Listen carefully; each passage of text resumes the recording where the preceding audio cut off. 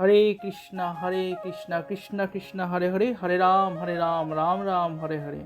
নমস্কার, সবাই কেমন আছেন? গীতা বিতান চ্যানেলের পক্ষ থেকে সবাইকে স্বাগত জানাই। আশা রাখি সবাই আমার প্রভুর দয়া সুস্থ আছেন, ভালো আছেন। আমরা এই জীবনে অনেক নানাবিধ সমস্যার মধ্যে দিয়ে থাকি এবং সেই সমস্যাগুলোর সমাধান খুঁজে জন্য অনেক চেষ্টা করি, কিন্তু কিছুই খুঁজে পাই না। তাহলে শুনুন আজকে আমাদের এই পডকাস্টখানা, তার মধ্যে হয়তো আপনার এই সমস্যার সমাধান লুকিয়ে রয়েছে। শুনুন তাহলে।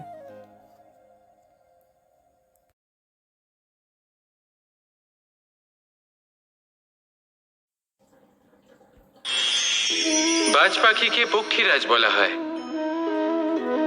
বাজের আয়ু হলো মোটামুটি 70 বছর। এবার 40 বছর হতে হতেই ওদের পালক লম্বা এবং ভঙ্গুর হয়ে যেতে থাকে। ঠোঁট বেঁকে যায়, ডানা ভারী হয়ে যায়, অর্থাৎ আগের মতো উড়তে পারে না, সেই শক্তি থাকে না। এবার সেই বাজ কি করবে? বাজ সব থেকে কঠিন নির্বাচন করে, নির্বাচন নিজের পুনর্স্থাপনার। সর্বপ্রথম একটা বিশাল পর্বতে যায়, একান্তে নিজের এক বাসস্থান তৈরি করে, আর তারপরে পাথরের সাথে নিজের ঠোঁট বারবার আঘাত করতে করতে সেই ঠোঁট ভেঙে ফেলে। তারপরে সে অপেক্ষা করে সেই ঠোঁট পুনর্নির্মাণ হওয়ার।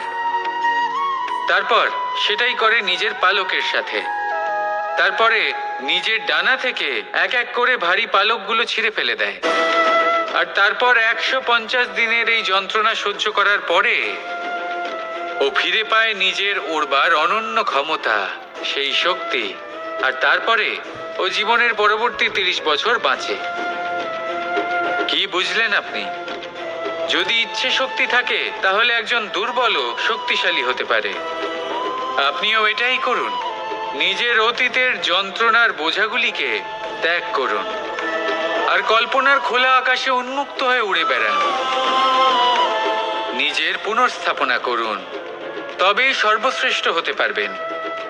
আর মনে রাখবেন, এই ছোট ছোট পদক্ষেপই বড় বড় শিখরে পৌঁছে দিতে পারে।